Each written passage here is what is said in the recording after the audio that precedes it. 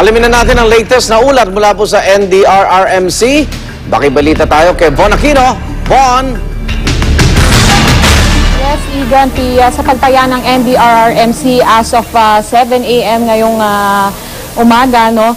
Matindi raw itong pinsala na tinamo ng infrastruktura, partikular na sa Eastern Samar sa Borongan City. Pero sa ngayon ay wala pa silang maibigay na konkretong figures dahil patuloy pa raw sila dito sa pagkalap ng impormasyon mula sa kanilang provincial offices, sa Office of Civil Defense at sa iba pang ahensya nitong gobyerno. Wala pa rin naitalang namatay sa Bagyong Ruby sa ngayon, no? At sa ngayon ay 146,875 families na itong ini-evacuate o 716,639 individuals ang i-evacuate mula sa Regions 4A, 4B, Regions 5, 6, 7, 8 at maging sa Caraga. Pero paglilinaw ng NDRRMC, ito ay preventive evacuation lamang, no?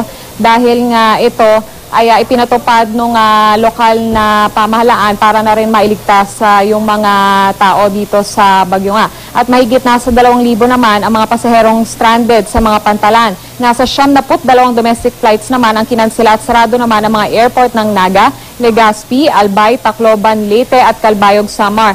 Sa ngayon ay nagkakaroon pa rin ng problema sa communication lines, particular na sa ilang bahagi ng Leyte at Eastern Samar. Particular din na tinututukan ng NDRRMC ang mga probinsya ng Leyte, Samar, Masbate, Marinduque at Mindoro. Igan, Pia? Okay, maraming salamat, Bon Aquino.